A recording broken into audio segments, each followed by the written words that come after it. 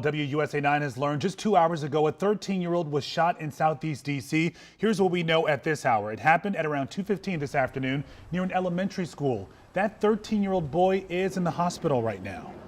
To give you an idea of where this happened, take a look at this map. So police were called to W and 14th Street Southeast. That is right across the street from D.C. Prep Anacostia Elementary School, and it's also right next to Cedar Hill House. Our Katie Lusso got to the scene shortly after WUSA 9 learned of this shooting. And Katie, what are you learning right now?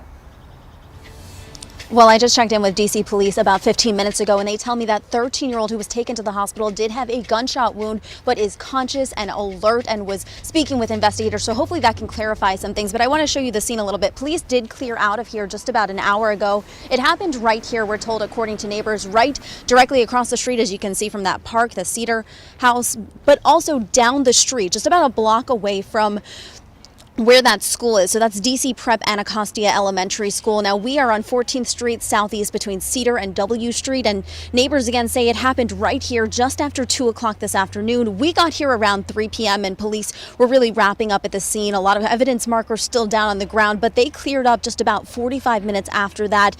Since then, we've seen officers driving back and forth. We've also seen parents walking their kids home from school, many appearing to be completely unaware that the shooting even happened. One neighbor, though, he told me he heard the entire thing. Take a listen. I heard about 12 shots. I heard about 12 shots. And I was about to hit the ground when I heard those shots. What kind of world that we is living in? What kind of world that we is living in? I don't understand it. Now, just after he heard those shots, he told me his neighbor actually called him and told him that her grandson had been shot. So the 13-year-old was her grandson. Now, he is working to find out how that child is at this point. Now, police, they were unable to give us any sort of suspect description, but there are a lot of surveillance cameras in the area. So we're hoping that will provide some more insight into what happened here.